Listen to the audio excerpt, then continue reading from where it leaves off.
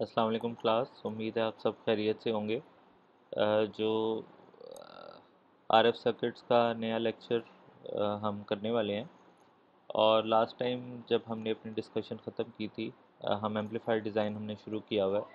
और last time हमारी जो डिस्कशन थी वो रुकी थी आके स्टेबिलिटी के ऊपर। और हमने ये कहा था कि जो स्टेबिलिटी है ये एम्पलीफायर का एक काफ़ी इम्पोर्टेंट एस्पेक्ट है। और जब भी आप कोई डिवाइस सेलेक्ट करते हैं एम्पलीफायर डिज़ाइन के लिए तो आप उसका स्टेबिलिटी एनालिसिस करते हैं, ठीक है।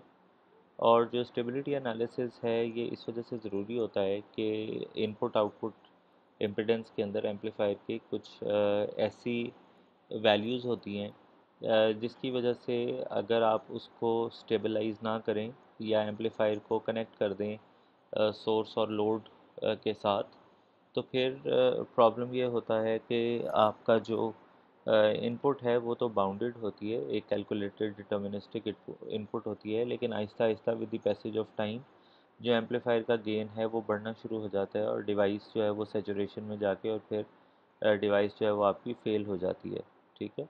तो आप कोई भी इनपुट देंगे आपका आउटपुट चेंज नहीं होगा। तो हम लोगों ने ये डिस्कस किया था कि जो स्टेबिलिटी है वो डिपेंड करती है दो फैक्टर्स के ऊपर। और अगर गैमा इन की वैल्यू, उसके मैग्नीट्यूड की वैल्यू या गैमा आउट की मैग्नीट्यूड की वैल्यू, इन दोनों में से किसी एक की वैल्यू भी ग्रेटर देन 1 हो तो एम्पलीफायर जो है वो स्टेबल नहीं होता, ठीक है। तो हमारी रिक्वायरमेंट ये होती है कि अगर कोई भी एम्पलीफायर उसकी गैमा इन और गैमा आउट इन दोनों की वैल्यूज़ जो हैं वो लेस देन 1 होनी चाहिए। अगर ऐसी बात है तो जो एम्पलीफायर है या जो डिवाइस है वो अनकंडीशनली स्टेबल होगी। लेकिन अगर ये बात है not for all range of source या लोड इम्पिडेंसेस, क्योंकि गैमा इन गैमा आउट जो है ये गैमा एस और गैमा एल के ऊपर डिपेंड करता है। जो कि हमारे पास गैमा एस सोर्स इम्पिडेंस और इनपुट इम्पिडेंस इन दोनों के ऊपर डिपेंड करता है। और जो गैमा एल है वो लोड और जो आउटपुट इम्पिडेंस है उसका डिफरेंस वहाँ से हमारे पास आता है। तो अगर लोड और सोर्स की कुछ इम्पिडेंसेस के लिए अगर गैमा इन की वैल्यू और गैमा आउट की वैल्यू लेस देन 1 है तो हम उसको कहते हैं कि ये कंडीशनली स्टेबल है, ठीक है। तो जो हमारे पास तो एक तरीका तो हमारे पास ये हो गया कि हमारे पास डिवाइस के एस पैरामीटर्स अवेलेबल हैं, जिस तरह हमने पिछली एग्जांपल में किया था कि हमने हमारे पास एस पैरामीटर्स अवेलेबल थे। हमने गैमा एल और गैमा एस को कैलकुलेट कर लिया था फ्रॉम द गिवन डेटा। उसकी मदद से आप गैमा इन कैलकुलेट करें, गैमा आउट कैलकुलेट करें। और अगर ये दोनों वैल्यूज़ लेस दैन 1 है तो आप बस कह दें कि भाई डिवाइस जो है वो स्टेबल है, अनकंडीशनली स्टेबल है। अगर ये अनकंडीशनली स्टेबल नहीं है तो फिर आप उन सोर्स और लोड इम्पिडेंसेस को डिटरमिन करने की कोशिश करें कि जिनके लिए ये डिवाइस स्टेबल होगी, और फिर अपना मैचिंग नेटवर्क इस हिसाब से डिज़ाइन करें कि आपकी डिवाइस जो है वो उनको केटर फॉर करे, आपकी रिक्वायरमेंट्स को जो है वो मीट कर ले, ठीक है।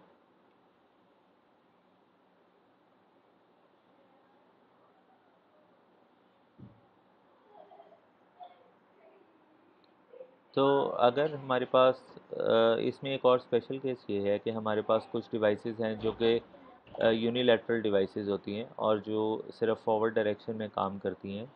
अगर यूनिलैटरल डिवाइस है तो एस पैरामीटर में S12 की वैल्यू ज़ीरो होगी और जो डिवाइस होगी उसकी स्टेबिलिटी की कंडीशन फर्दर सिंपल हो जाएगी। और वो कंडीशन ये होगी कि एस पैरामीटर में S11 का मैग्नीट्यूड लेस देन 1 होगा और S22 का मैग्नीट्यूड जो है वो लेस देन 1 होगा।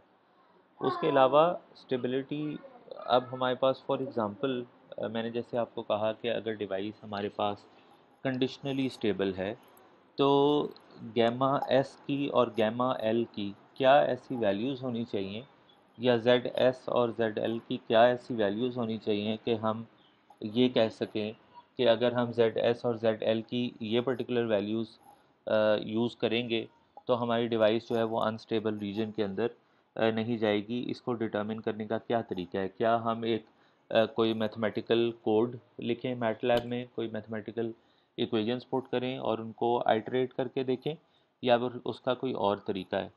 तो एक तरीका उसका और जो आसान है वो ये है कि हम स्मिथ चार्ट का इस्तेमाल करें। और स्मिथ चार्ट जो है आपको पता है कि उसके अंदर ये कैपेबिलिटी है कि वो इम्पिडेंसेस को रिफ्लेक्शन कोफिशिएंट्स के अंदर जो है वो ट्रांसफॉर्म कर देता है। तो इसका मतलब ये हुआ कि अगर हमारे पास कोई भी रिफ्लेक्शन कोफिशिएंट है तो हम उसको स्मिथ चार्ट के ऊपर प्लॉट करके देख सकते हैं। तो हम करते क्या हैं कि क्योंकि हमारी रिक्वायरमेंट ये है कि गैमा इन की वैल्यू लेस देन 1 होनी चाहिए या गैमा आउट की वैल्यू लेस देन 1 होनी चाहिए, तो हम करते क्या हैं कि स्मिथ चार्ट के ऊपर गैमा इन का एक circle, gamma in is equal to 1 का या gamma out is equal to 1 का, दोनों का एक एक सर्कल हम ड्रॉ करते हैं। और इस सर्कल की जो बाउंड्री या जो एज होता है उसकी एक तरफ गैमा इन की वैल्यू ग्रेटर देन 1 होती है और दूसरी तरफ उसकी वैल्यू लेस देन 1 होती है। ठीक है, तो हम जब स्टेबिलिटी सर्कल्स ड्रॉ करते हैं तो उससे हमें ये पता चलता है, इन सर्कल्स को बहरहाल बोलते हैं स्टेबिलिटी सर्कल।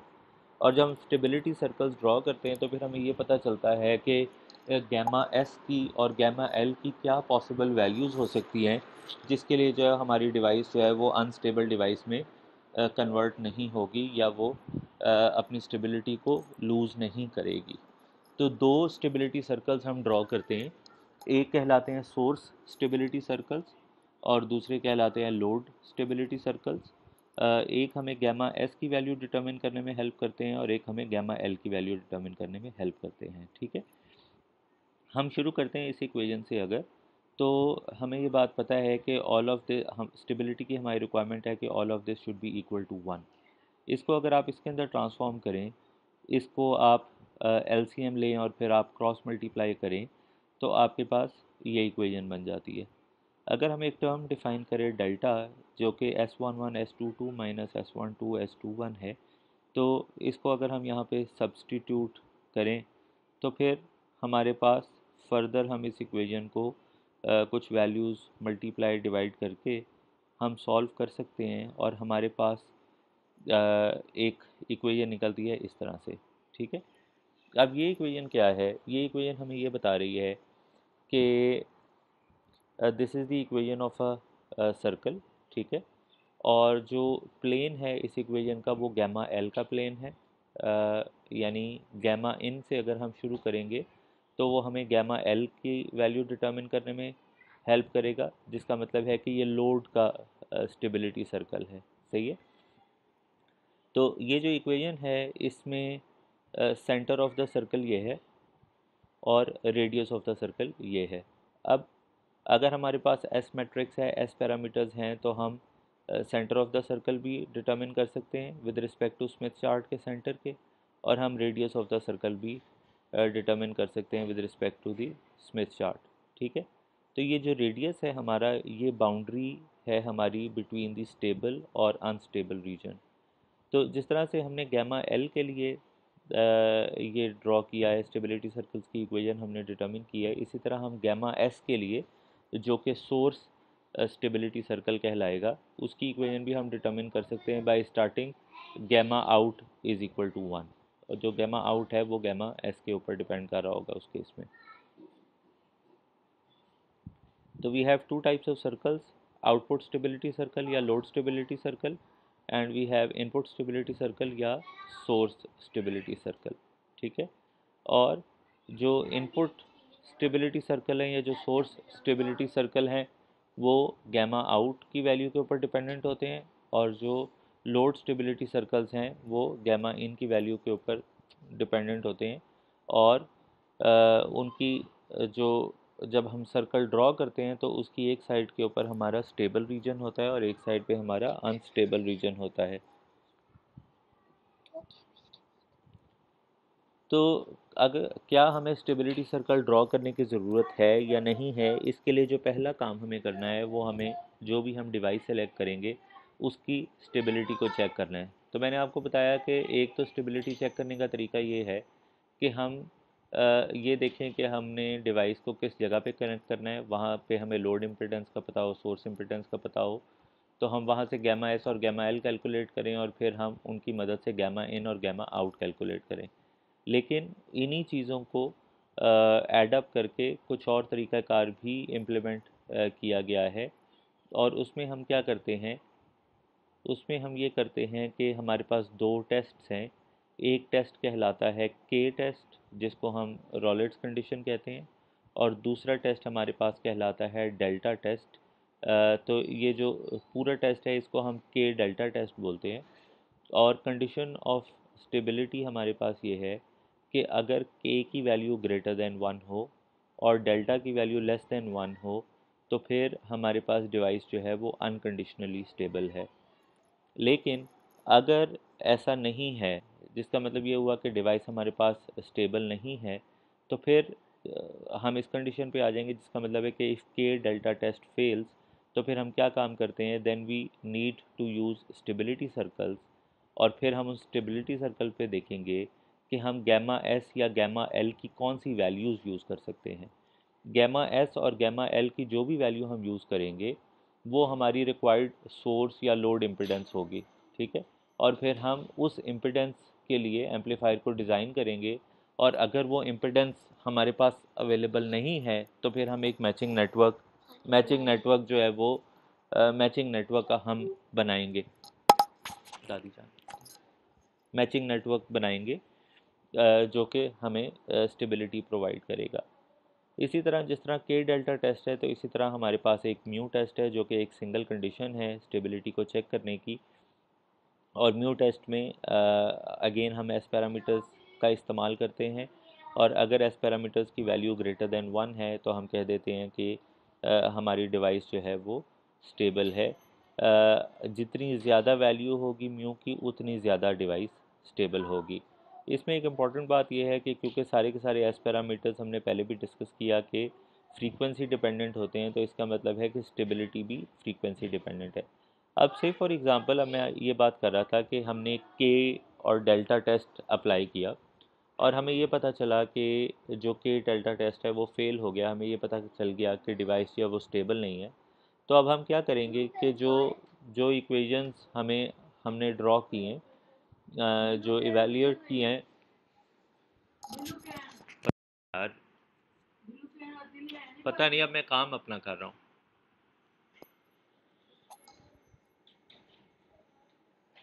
जो हमारी वैल्यूज़ हैं वो स्टेबिलिटी हम उनको प्लॉट करेंगे, ठीक है। और हम गैमा इन और गैमा आउट की वैल्यूज़ को उसके ऊपर प्लॉट करेंगे, उन इक्वेशंस को हम डिटर्मिन करेंगे, और फिर हम स्टेबल रीजन डिटर्मिन करेंगे, ठीक है। ये अभी आगे जो एग्जांपल आएगी उससे ये और क्लियर हो जाएगा। जब S11 की वैल्यू, जब हमने स्टेबिलिटी सर्कल ड्रॉ कर लिया, तो अब मैं आपको दिखाता हूँ यहाँ से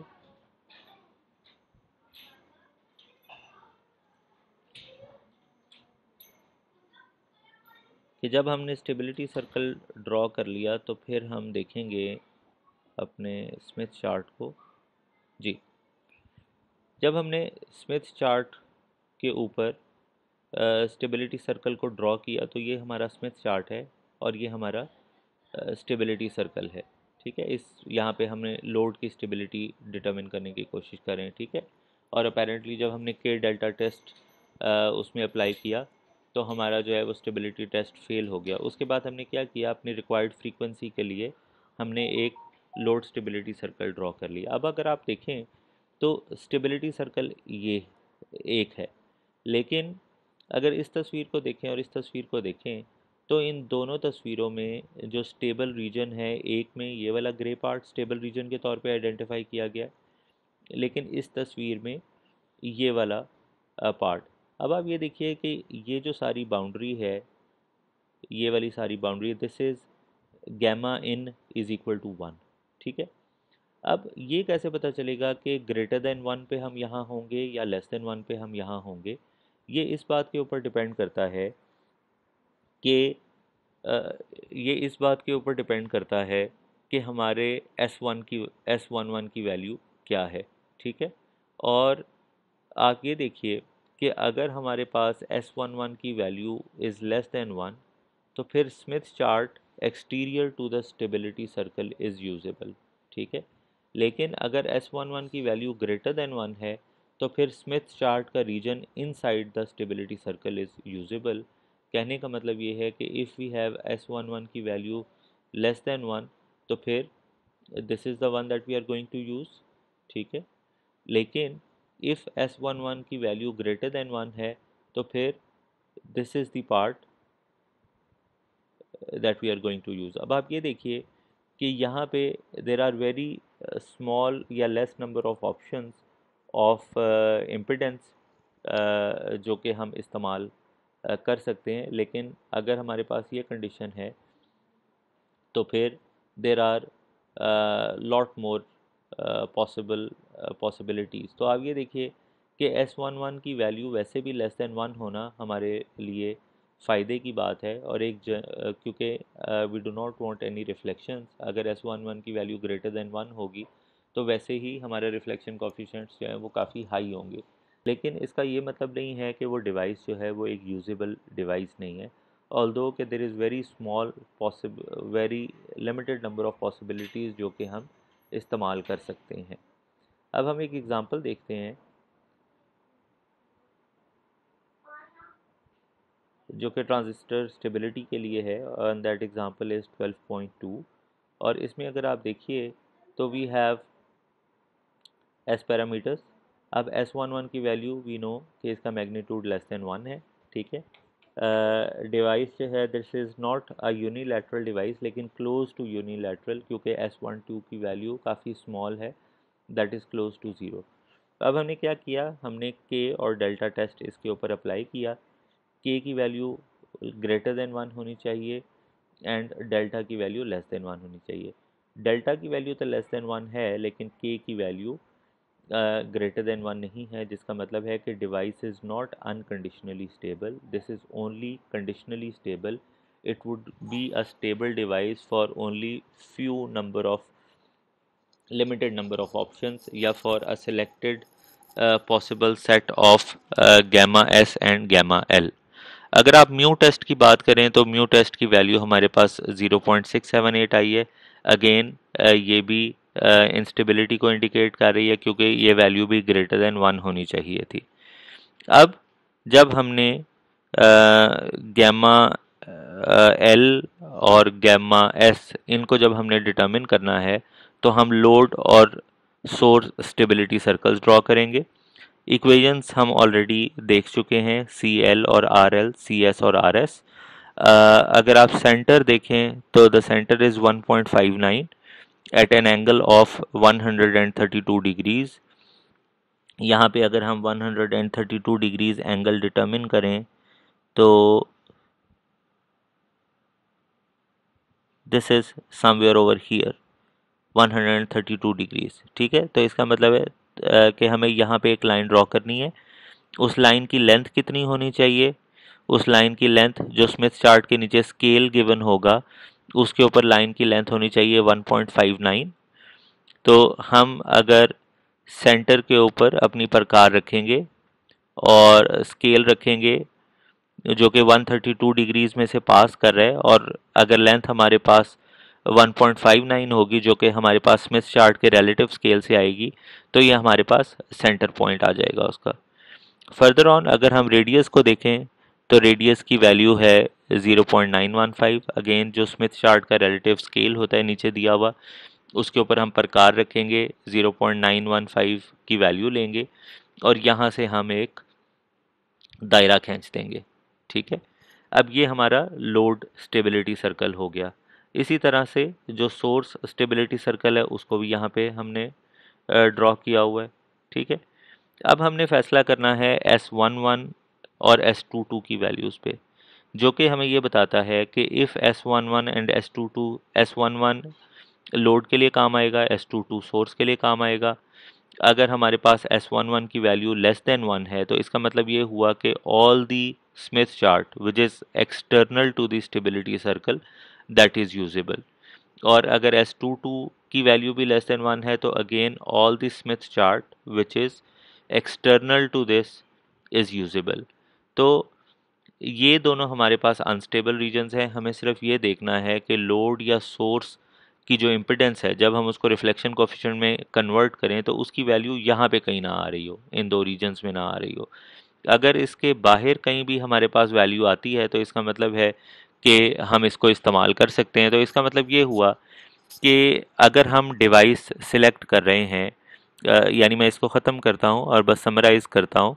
तो इसका मतलब ये हुआ कि एम्पलीफायर डिज़ाइन के लिए जो डिवाइस सिलेक्शन है वो एक इम्पॉर्टेंट क्राइटेरिया है। जब हम डिवाइस सिलेक्ट करेंगे तो उसका स्टेबिलिटी एनालिसिस करेंगे। अगर डिवाइस के एस पैरामीटर्स में S11 और S22 की वैल्यू स्मॉलर है, लेस देन 1 है, तो इसका मतलब है कि there is a very high chance कि that device is a good device for using to be used as an amplifier. उसकी वजह ये है कि जब हम स्टेबिलिटी सर्कल ड्रॉ करेंगे तो any thing which is external to the stability circle is usable. और इस केस में भी अगर आप देखिए तो यानी देर is a very large region of Smith chart that we can use for our source and load impedances. ठीक है, तो this is how we find stability and this is how do we use it to design N amplifier. और ये बिल्कुल एक पहला step होता है फॉर डिज़ाइन एन एम्पलीफायर। जो अगली चीज़ है, अब हम एम्पलीफायर डिज़ाइन के ऊपर आ जाएंगे and that is the amplifier design. Actually previously हमने देखा कि हम जब एम्पलीफायर डिज़ाइन करते हैं तो हम इसको दो रीज़न्स की वजह से कर सकते हैं। हम इसको मैक्सिमम गेन के लिए भी कर सकते हैं, हम इसको लो नॉइज़ एम्पलीफायर या अच्छी नॉइज़ परफॉर्मेंस के तौर पे भी कर सकते हैं। तो मैक्सिमम गेन के लिए it would be a power amplifier, और जो नॉइज़ परफॉर्मेंस है उसके लिए it would be a low noise amplifier. और हमने ये देखा था कि मैक्सिमम गेन के लिए we need to do conjugate matching, right? ऐसे ही है, जिसका मतलब ये हुआ कि वी डिटरमिन्ड कि गैमा इन और गैमा आउट की जो वैल्यूज़ हैं वो conjugate of gamma S and gamma L होनी चाहिए। ठीक है, अगर ये यूनिलैटरल डिवाइस है तो अगेन गैमा इन गैमा आउट S11 और S22 में कन्वर्ट हो जाता है, तब हमारे लिए आसान है। एस पैरामीटर्स हमारे पास डेटा शीट में अवेलेबल होते हैं, हमें ये पता चल जाएगा कि गैमा एस हमें क्या सिलेक्ट करना है और गैमा एल हमें क्या सिलेक्ट करना है। ठीक है, और अगर हमारे पास गैमा एस या गैमा एल की वैल्यू डिफरेंट टू 50 ओम्स है तो फिर हम एक इम्पिडेंस मैचिंग नेटवर्क डिज़ाइन करेंगे जो कि 50 ओम्स को कन्वर्ट करेगा गैमा एस के ऊपर, और इसी तरह जो आउटपुट पे 50 ओम्स है वो गैमा एल के ऊपर हमारी वैल्यू को कन्वर्ट कर देगा। लेकिन अगर डिवाइस जो है वो बाइलैटरल है तो इसका मतलब ये हुआ कि गैमा एस और गैमा एल आपस में इंडिपेंडेंट नहीं है और ये एक दूसरे को चेंज करते हैं। तो फिर उसके लिए हम क्या करते हैं, उसके लिए हम क्या करते हैं कि हम दोबारा से इन इक्वेशंस का सहारा लेते हैं और गैमा इन की जगह हमने गैमा एल कॉन्जुगेट और गैमा एस, जी, हमने गैमा इन और गैमा आउट उनकी जगह पे हमने गैमा एस का कॉन्जुगेट और गैमा एल का कॉन्जुगेट ये कर दिया रिप्लेस। अब हम क्या करेंगे कि इन इक्वेशंस को हम साइमल्टेनियसली सॉल्व करेंगे और गैमा एस और गैमा एल की जो पॉसिबल वैल्यूज़ है उनको हम डिटर्मिन करेंगे, उनकी इक्वेशंस को डिटर्मिन करेंगे। जब हम ये डिटर्मिन करते हैं तो हमें ये पता चलता है कि gamma S is equal to this and gamma L is equal to this, where B1 C1 is these things and B2 and C2 is these things। ठीक है,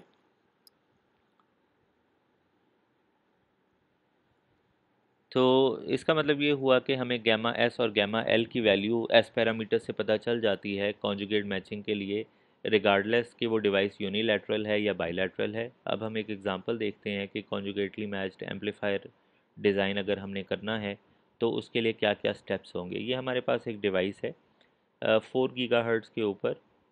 उन्होंने हमें कहा है कि जी आप सिंगल स्टब मैचिंग के ज़रिए से एक एम्पलीफायर आप डिज़ाइन करें, यानी उसका जो मैचिंग नेटवर्क है वो सिंगल स्टब का होना चाहिए। 3 से लेके 5 गीगाहर्ट्ज़ तक आपका जो एम्पलीफायर है उसको ऑपरेट करना चाहिए, और एम्पलीफायर के जो एस पैरामीटर्स हैं 3 फ्रीक्वेंसीज़ पे उसने हमें ये दे दिए। अब आप ये देखिए कि एक अच्छी बात यह है कि तीनों फ्रीक्वेंसीज़ के ऊपर S11 की वैल्यू भी लेस दैन 1 है और S22 की वैल्यू भी लेस दैन 1 है। तीनों फ्रीक्वेंसीज़ के ऊपर S12 की वैल्यू काफ़ी कम है। अगर आप इस डिवाइस को यूनिलैटरल एज्यूम करना चाहें तो आप कर सकते हैं, लेकिन अगर आप ना भी करना चाहें तो there is no problem at all. अगर आप डिवाइस को यूनिलैटरल एज्यूम कर लेते हैं तो फिर तो बहुत सिंपल है कि आप S11 को कन्वर्ट करें इम्पिडेंस के अंदर, और जो भी उसका कॉन्जुगेट है उसके हिसाब से एक फीड नेटवर्क आप डिज़ाइन कर लें। लेकिन ये काम हम करेंगे सेंटर फ्रीक्वेंसी के ऊपर, because that is the required frequency, उसके ऊपर हमें मैक्सिमम गेन चाहिए। लेकिन सबसे पहली चीज़ हमें क्या करना है, हमें ये देखना है कि क्या ये डिवाइस हमारे लिए यूजेबल डिवाइस है या नहीं है। हमें उसका स्टेबिलिटी एनालिसिस करना है। तो हमने क्या किया कि इन तीनों फ्रीक्वेंसीज़ के ऊपर हमें स्टेबिलिटी एनालिसिस कर लिया हमने, ठीक है। के डेल्टा टेस्ट हमने जब रन किया तो हमें ये पता चला कि 4 गीगाहर्ट्ज़ और 5 गीगाहर्ट्ज़ के ऊपर तो डिवाइस अनकंडीशनली स्टेबल है, लेकिन 3 गीगाहर्ट्ज़ के ऊपर पोटेंशियल अनस्टेबिलिटी एग्जिस्ट करती है, या डिवाइस जो है वो कंडीशनली स्टेबल है। अब इसमें एक और मज़ीद सेफ़ काम ये हो सकता है कि आप एटलीस्ट 3 गीगाहर्ट्ज़ के ऊपर स्टेबिलिटी सर्कल्स ड्रॉ करें। और ये देखिए कि चलें वो मैं आपको दोबारा से बताता हूँ। तो इसका काम ये होगा कि because we want to do it for maximum gain, तो हम मैक्सिमम गेन के लिए जो इक्वेशंस हैं उनको हम इस्तेमाल करेंगे और गामा एस और गामा एल को हम कैलकुलेट कर लेंगे। अब क्या, क्योंकि device has to operate at 3 gigahertz as well, तो फिर हम क्या ये गामा एस और गामा एल हम इस्तेमाल कर सकते हैं या नहीं कर सकते। तो 3 गीगाहर्ट्ज़ के लिए जब आप स्टेबिलिटी सर्कल्स ड्रॉ करेंगे तो यू हैव टू सी कि क्या गामा एस और गामा एल की वैल्यू जब आप स्मिथ चार्ट पे प्लॉट करें तो वो स्टेबल रीजन में आती है या अनस्टेबल रीजन में आती है। अगर तो वो अनस्टेबल रीजन में आती है तो इसका मतलब ये हुआ कि you can not design this device for 3 gigahertz for maximum gain, ठीक है। या you can not even design that device for 4 gigahertz at maximum gain as well, क्योंकि जो गामा एस और गामा एल आपके पास आए हैं कॉन्जुगेट मैचिंग से आए हैं। तो आपको कुछ ना कुछ गेन तो मिल जाएगा, लेकिन आपको मैक्सिमम गेन नहीं मिलेगा। तो आपको गामा एस और गामा एल की वैल्यूज़ को चेंज करना पड़ेगा या थोड़ा वेरी करना पड़ेगा इन वैल्यूज़ की निस्बत से। बहरहाल जब आपने गामा एस और गामा एल कैलकुलेट कर लिया तो now your position is simple. आप इन दोनों पॉइंट्स को स्मिथ चार्ट के ऊपर प्लॉट करेंगे और फिर इनके लिए आप एक इम्पिडेंस मैचिंग नेटवर्क बना लेंगे। जो गामा एस का पॉइंट होगा वो सोर्स को 50 ओम्स के साथ मिला रहा होगा, यानी आपको इस पॉइंट को जो भी ये स्मिथ चार्ट पे आएगा उसको जब आप 50 ओम से मिला रहे होंगे तो आप source impedance matching network design कर रहे होंगे। अगर आप इस पॉइंट को प्लॉट करें और इसको आप अगर 50 ओम्स के साथ मिलाएं तो फिर आप लोड की साइड का जो इम्पिडेंस मैचिंग नेटवर्क है आप वो डिज़ाइन कर रहे होंगे। अगर हम गेन्स कैलकुलेट कर लें तो हमारे पास जी एस अलहदा है, जी नॉट अलहदा है, जी एल अलहदा है। Again these are for unilateral devices. जब आप टोटल गेन डिटर्मिन करेंगे तो total gain that this device और amplified design will give you is 16.7 dB। तो अब सिंगल स्टब मैचिंग का तरीक़ाकार आपको पता है। You start with this is gamma S, आपने उसको कन्वर्ट कर लिया वाई एस में, और फिर आपने this is the distance distance from the load and then this is the length of the stub. तो आपका जो पॉइंट है गामा एस का पॉइंट वो 50 ओम्स के साथ मैच हो गया। तो this is what you get for your source and this is what you get for load. जब आप इसको प्लॉट करते हैं तो this is what you get in your response.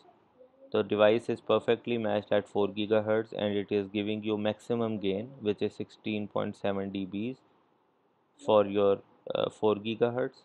और 3 gigahertz के ऊपर भी device is reasonable, it is not good device, it will not give you good gain because device is not matched। और अब आप ये देखिए कि ऑल्दो के जो एम्पलीफायर है या ट्रांजिस्टर वो तीनों फ्रीक्वेंसीज़ पे इस्तेमाल हो सकता था, लेकिन क्योंकि अब दरमियान में एक इम्पिडेंस मैचिंग नेटवर्क आ गया है जो कि डिस्ट्रीब्यूटेड है, जिसका मतलब है ये माइक्रोस्ट्रिप कंपोनेंट्स डिपेंडेंट है या वेवलेंथ डिपेंडेंट है। तो इसका मतलब ये हुआ कि ये एक अब नैरो बैंड एम्पलीफायर या नैरो बैंड में कन्वर्ट हो गया है। तो इस एग्ज़ाम्पल्स को आप देखिएगा। जो अगली चीज़ हम करेंगे that would be amplifier design for constant gain and amplifier design for low noise performance, यानी LNA और constant gain amplifier, and that would be the last thing of this chapter. तो अभी तक के लिए इतना काफ़ी है। आप अपना ख्याल रखिएगा और दुआ में याद रखिएगा।